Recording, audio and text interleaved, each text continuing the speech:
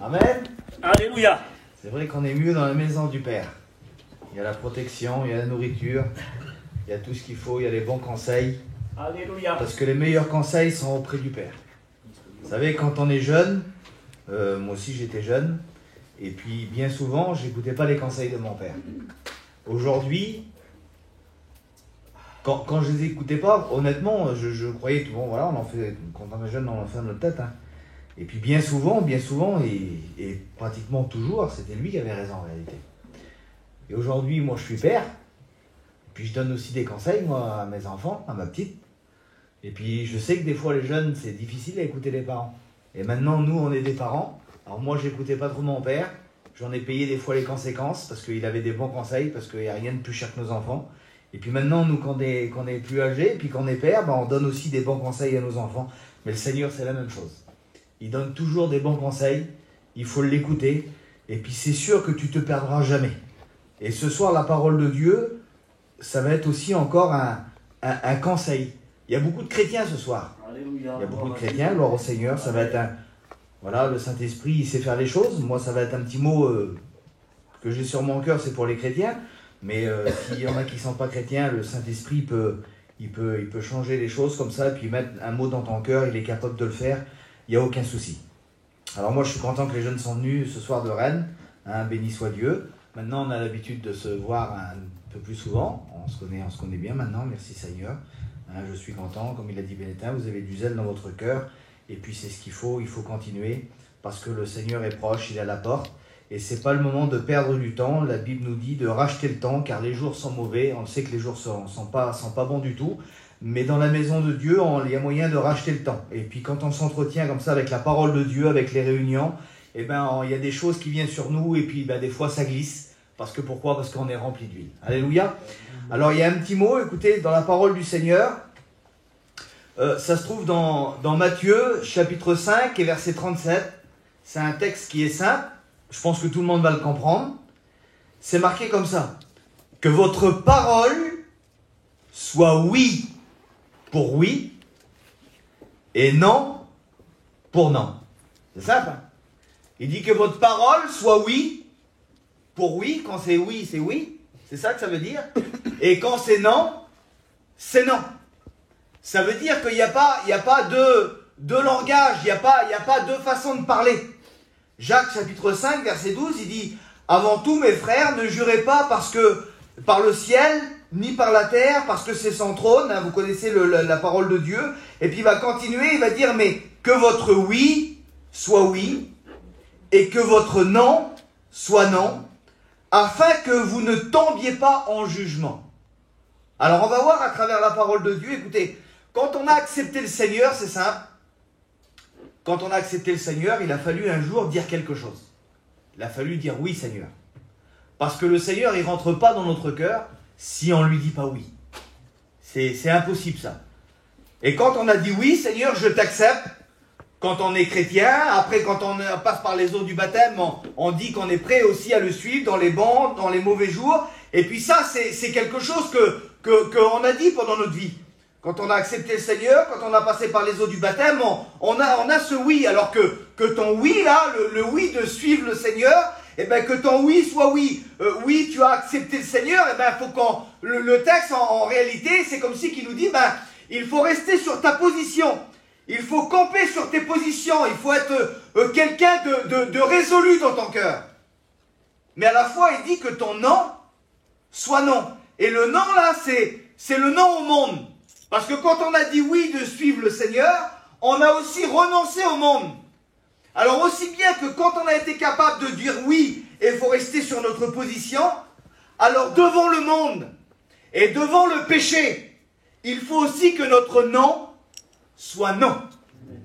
Vous avez compris? Et je vais vous parler de ça un peu ce soir. Alors pas trop longtemps parce que voilà, hein, on n'est pas là pour prêcher longtemps. Mais je vais vous parler du péché ce soir. Il y a beaucoup de chrétiens. Et puis écoutez, ce que le Seigneur il nous a libérés, il nous a lavés de notre péché. Et puis dans la vie de tous les jours, il y a, écoutez, ce péché dans la vie des chrétiens et des chrétiennes qui se présentent. Hein, dans la parole de Dieu, il dit le péché fait tapis à ta porte, il couche à ta porte, là, il est devant, mais toi, domine sur lui. Et puis dans notre vie chrétienne, tous les jours, on doit dominer sur quelque chose, on doit lutter sur quelque chose, et on doit tenir notre non, c'est bien face au péché. Et puis quand on regarde dans la vie de tous les jours, dans la parole de Dieu, il semblerait que devant certaines situations, il semblerait qu'on ne peut pas faire autrement que de pécher. Parce qu'on va regarder dans la parole de Dieu quelques exemples, et puis le diable est très malin, on l'appelle le malin d'ailleurs, hein, il est rusé, et puis il sait embrouiller, il sait parler, il sait chiner l'homme, il essaye de le rouler, et puis de nous mettre devant certaines situations où il semblerait qu'on se dise, on est obligé, on n'a pas le choix. On n'a pas le choix, il faut, des fois on est obligé de pécher, je vais dire les mots comme ça. Puis on va voir à travers la parole de Dieu que notre non soit non. Parce que si on serait obligé de pécher, on serait bien malheureux. Alors écoutez, il y a un exemple dans la parole de Dieu, c'est Ève. Dans le jardin, je ne vais pas lire les textes. Vous connaissez la parole de Dieu, hein? Vous avez entendu parler de ces récits de la parole de Dieu, c'est pas compliqué. La Bible dit qu'elle était là devant l'arbre, vous connaissez la parole de Dieu, et puis elle va dire que la parole de Dieu va nous dire que le fruit, il était tellement beau, et puis il était agréable à manger. C'était quelque chose de beau, le fruit, là. Et puis elle était là, et puis vous connaissez l'histoire, Satan est venu, il l'a un petit peu troublé dans son esprit, elle a commencé à douter, mais il y avait quelque chose, elle était là, et puis elle était devant quelque chose de merveilleux. Parce que quand la Bible, elle dit que le fruit était tellement beau et puis agréable, c'était quelque chose qui était beau et qui était agréable. Parce que vous le savez que quand la parole de Dieu, elle dit que c'est beau, c'est que c'est vraiment beau. Comme elle dit que c'est pas beau, c'est que c'est vraiment pas beau. C'est toutes les choses. Un homme qui est riche et quelqu'un qui était très riche. Si la Bible parle qu'il est riche, il est riche. S'il est grand, c'est parce qu'il est grand. S'il est petit, c'est parce qu'il est vraiment petit. Je parlais tout à l'heure là de l'apôtre Paul, comme il a prêché longtemps là, quand Tychus est tombé de la fenêtre, pour que la Bible dit que à travers le long discours de Paul, il s'est endormi. Pour que la Bible dit que Paul était en train de faire un long discours, moi j'avais regardé un petit peu, il avait prêché. Alors, c'est moi, d'après ce que j'ai compris et puis que j'ai recherché, il avait dû prêcher à peu près 6 heures. C'était pas mal déjà. Alors bon, moi aussi, comme Tychus, je me serais endormi aussi. Ben oui, voilà. Mais bon, devant, voilà, il était tellement beau, agréable. Et il semblerait que devant ça, elle était comme obligée. Il semblerait, c'est ce que le diable veut nous faire croire, que devant des belles choses, c'est tellement beau, c'est tellement agréable, et qu'il n'y a pas d'autre moyen. Et puis elle a fait quoi, elle? Et puis elle a pris le fruit, et puis elle a mangé du fruit défendu. Et puis on pourrait dire, oui, mais je la comprends. Elle est là, elle est dans le jardin, et le diable, il l'embrouille un petit peu, et puis c'est pas méchant en réalité, et puis il était tellement beau, tellement agréable, donc elle a été obligée de le prendre. Elle a été obligée de le prendre. Alors c'est ce que le diable pourrait nous faire croire des fois. Et puis moi j'ai dit faux. C'est faux. Parce que dans la Bible, on voit un autre cas, quasiment le même cas. C'est l'histoire de Daniel. Parce que si Ève, elle a été devant ce fruit, devant quelque chose de beau, et parfois dans notre vie chrétienne, tôt ou tard, on arrive devant de belles choses, devant des beaux endroits, devant des choses qui sont agréables à la vue, qui sont des fois peut-être même bons, parce que c'était un fruit qui était pas bon, parce que la désobéissance, c'était pour son âme, mais au goût, il devait être certainement bon. Et des fois, il y a des choses qui pourraient être agréables, qui pourraient être bons des fois pour nous, mais spirituellement qui sont mauvais. Et puis Daniel, il est là. Et puis si on aurait posé la question à Ève, elle aurait peut-être dit, moi j'étais obligé de le prendre, c'était tellement beau. Mais si Daniel aurait été là, et puis il aurait dit non, t'étais pas obligé. Regarde-moi par exemple, j'imagine un petit peu, mais il aurait pu dire ça, regarde-moi. Toi tu dis que t'as été obligé de prendre un fruit là. Mais moi c'était pas le fruit d'un arbre qu'on m'a proposé. C'était l'aimé du roi. J'étais emprisonné, mais c'était dans un château. C'était des grands banquets. C'était à la table du roi, c'était pas seulement un fruit là. Il y avait de la viande, il y avait des tables, des mets succulents en abondance. Et moi aussi on me les a proposés. Et moi j'étais en prison. Ça m'aurait fait du bien pour mon corps aussi, il aurait pu dire ça. C'était agréable comme on est dans une prison et puis que le roi nous invite à sa table et puis qu'il y a des mets succulents, un repas terrible. Et puis qu'est-ce que j'ai fait moi? Ben, j'ai dit non. Alors c'est possible de dire non. C'est pas impossible. Ève, il semblerait qu'elle était obligée. On pourrait comprendre comme ça des fois. Et puis Daniel, il pourrait dire non. Moi j'ai dit non. Il y avait tout sur la table. Mais j'ai dit que je ne me souillerais pas avec les mets du roi. J'ai dit que j'en boirais pas de ce vin. J'ai dit que j'en mangerais pas de cette viande. Et pourtant j'étais en prison. C'était quelque chose qui devait être merveilleux, ce qu'il avait à voir devant là. Mais Daniel avait résolu dans son cœur que ton non soit non. Et dans son cœur à Daniel, eh ben, il y avait ce non là. Il avait campé sur cette position. Alors, Daniel, il a dit non. Alors, c'est possible. Ben oui, c'est possible. Dans une vie chrétienne, c'est possible de dire non au péché. T'es pas obligé de pécher. Démas, c'est un autre exemple. La Bible dit, c'est Paul qui va parler, il va parler de Démas, c'était un homme de Dieu qui était avec l'apôtre Paul. Et puis il va dire, lui, Démas, là, il m'a abandonné, il m'a laissé tomber, il m'a pris pour rien en réalité. Pourquoi? Par amour pour le siècle présent.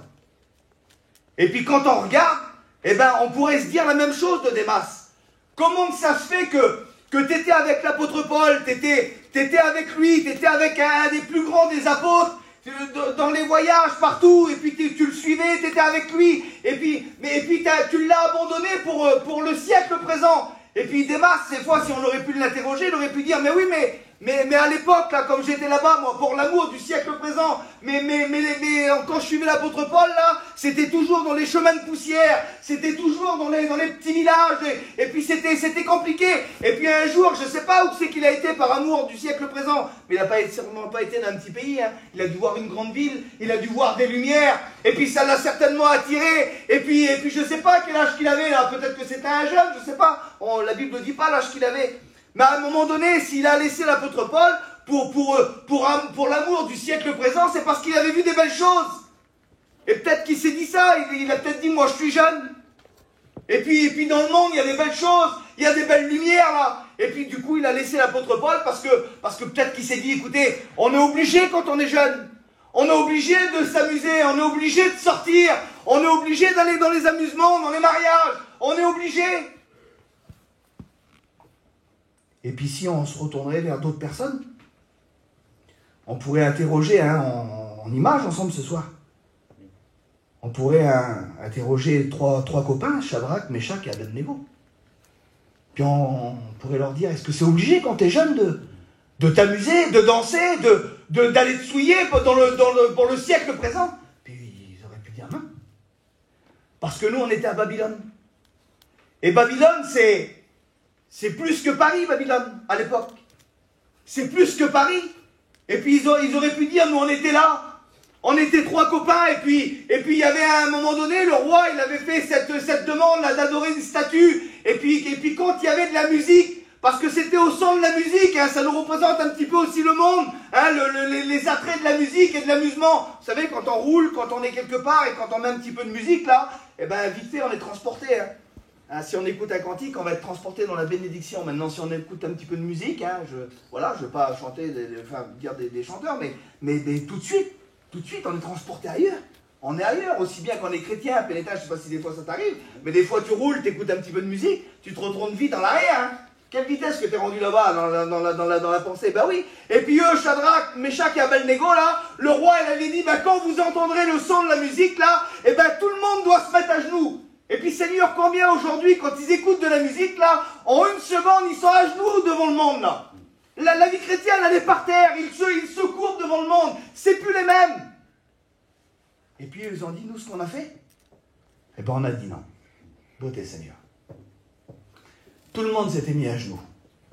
Il y avait le son de la musique, là, puis tout le monde se courbait. Et puis eux, au risque de leur vie, parce que la Bible, elle déclare que le temps non, là, il soit non. Et bien eux, dans leur cœur, ils avaient résolu aussi dans leur cœur. Et puis au son de la musique, vous savez ce qu'ils ont fait? Ils ne se sont pas courbés. Ils ne se sont pas abaissés. Ils n'ont pas fait comme les autres. Ils n'ont pas fait comme tous ceux qui se courbaient là. Alors Démas a abandonné l'apôtre Paul pour l'amour du siècle présent, mais Shadrach, Meshach et Abednego, c'était aussi des jeunes. Mais des jeunes qui avaient résolu dans leur cœur. Et eux, ils ont dit non. Alors c'est possible de dire non au monde. Un autre petit exemple, vite fait. Je passe vite, il y a quelques exemples, mais je les passe vite. Judas. Judas, Satan, il avait mis dans son cœur la pensée de livrer Jésus. Satan, il a dit, Judas a dit oui.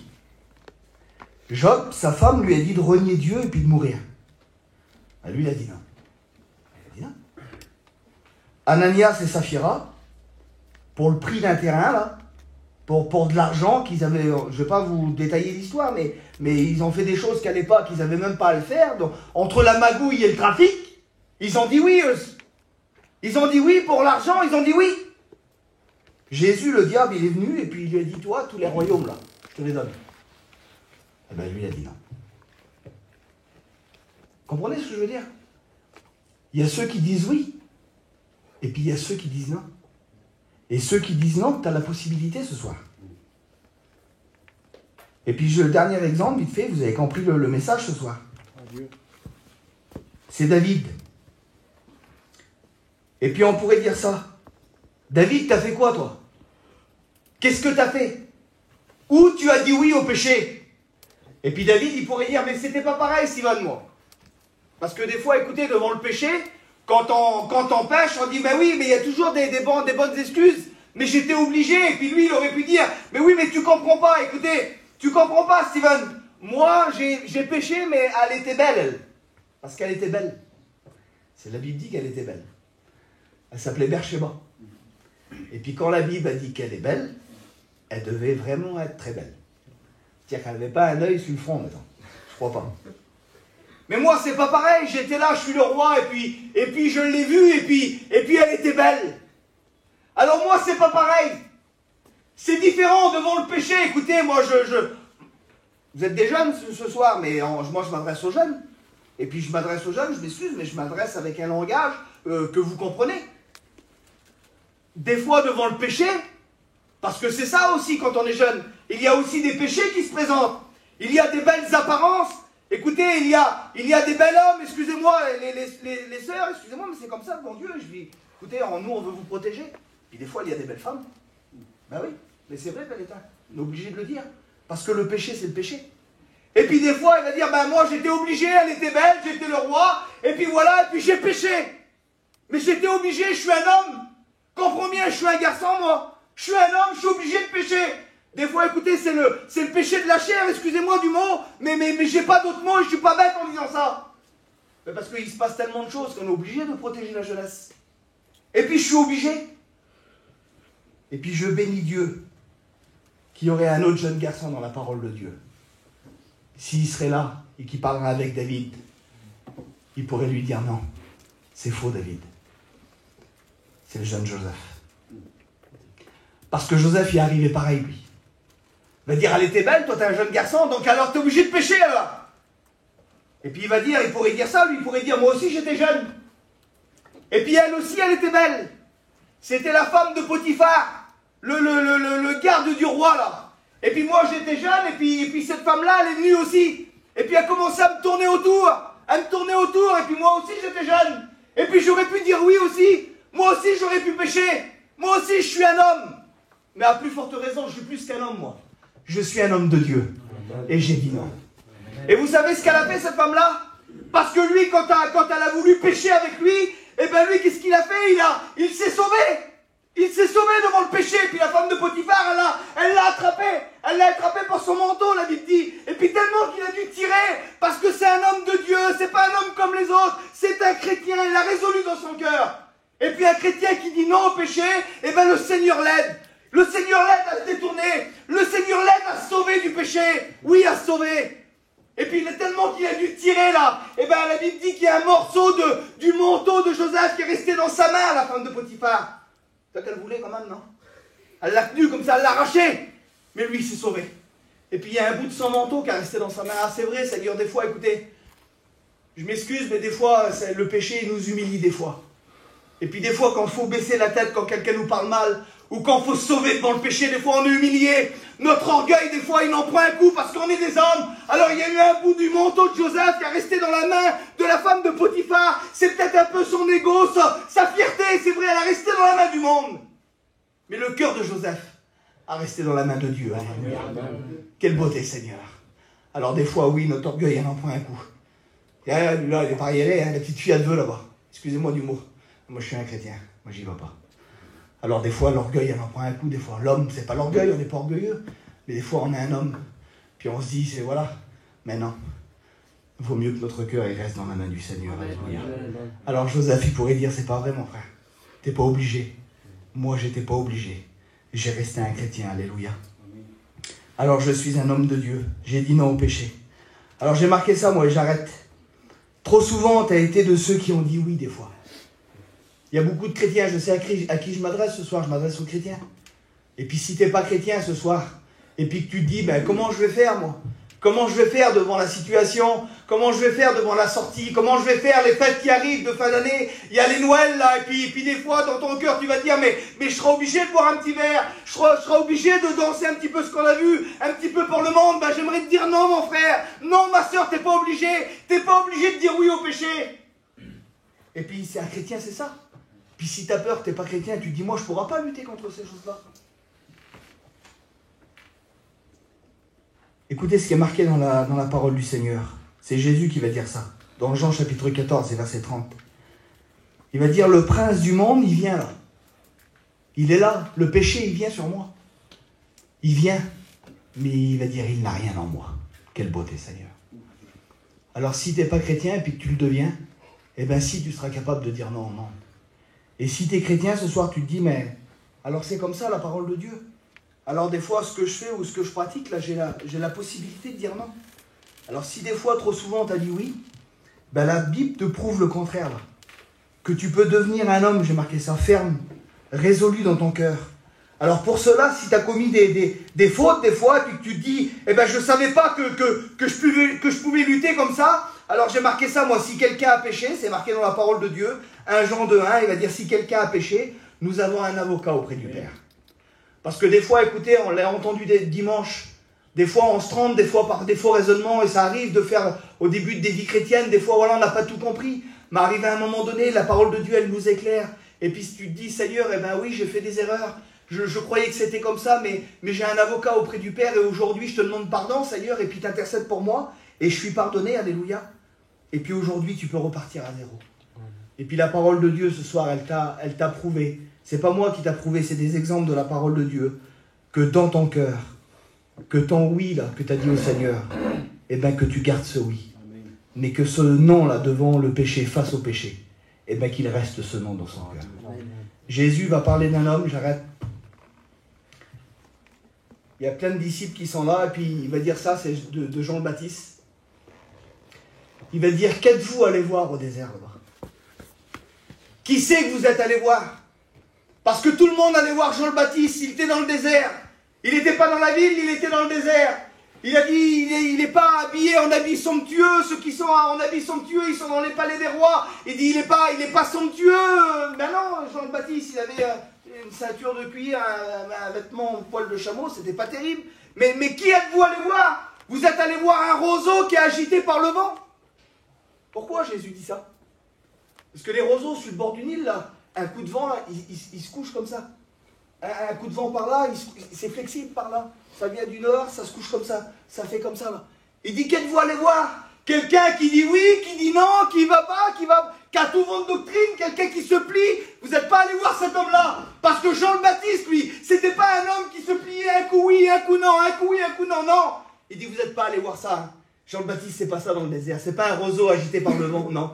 Vous êtes allé voir un prophète, alléluia. Amen. Quelle beauté, Seigneur. Parce que Jean le Baptiste, c'était un homme qui était résolu dans son cœur. Il n'était pas l'autre, il m'appelle, je vais, l'autre là-bas, il m'appelle, je vais. Il n'était pas à tout vent de doctrine. Il n'était pas agité par le vent qui est à droite et gauche, c'était pas ça. Il dit, vous n'êtes pas allé voir ça, Jésus, au désert. Hein. Sur Jean le Baptiste, non. Vous êtes allé voir un prophète, alléluia. Eh bien, je bénis le Seigneur, je sais qu'il y a des hommes et des femmes qui sont comme ça ce soir. On va courber les fronts, j'arrête. On va courber les fronts, mais je sais ce soir Et moi, la réunion devant Dieu, à travers les témoignages et puis les cantiques, tout ça, ça la réjouit mon cœur. Parce que par rapport à tout ce qui s'est passé, on ressent le zèle que vous avez, béni soit Dieu. On ressent ce zèle-là et puis cet attachement à la parole. On le ressent, ça se ressent, Seigneur, on le ressent ces choses-là. Et puis je bénis Dieu ce soir. Parce que vous êtes des personnes, vous êtes des hommes, des femmes qui sont résolus dans votre cœur. Qui a fait disparaître ce qui était enfant, comme va dire l'apôtre Paul. Quand j'étais enfant, je marchais comme un enfant, je raisonnais comme un enfant, je faisais des conneries, un petit enfant ça fait des conneries, mais il dit maintenant que je suis devenu grand, j'ai fait disparaître ce qui était enfant. Aujourd'hui je suis quelqu'un de résolu. Eh bien je bénis le Seigneur, parce que dans ton cœur, écoute, il y a des grandes choses devant toi, que le Seigneur a pourvues. Mais le Seigneur, il pourvoit pour des hommes et des femmes qui sont résolus. Alors si des fois dans ton cœur, des fois dans les jours, dans les semaines, dans les mois qui ont passé là, des fois tu te dis, moi, écoute, c'était pas ça. C'était pas ça parce que devant le péché, devant la tentation là, bien souvent je faillis, bien souvent je tombe. Mais j'ai compris à travers la parole de Dieu ce soir, j'ai compris que mon non là, il soit non. Et puis quand Satan va venir avec ses ruses, avec ses péchés, quand il va mettre ses péchés devant moi, et maintenant à partir d'aujourd'hui là, je serai capable de me mettre face à lui et de lui dire non, alléluia. Alors je vais prier le Seigneur, je vais demander juste à Tyrone qui vient, j'aime bien quand il chante ce cantique-là, moi du Fils prodigue, béni soit Dieu, il va le chanter.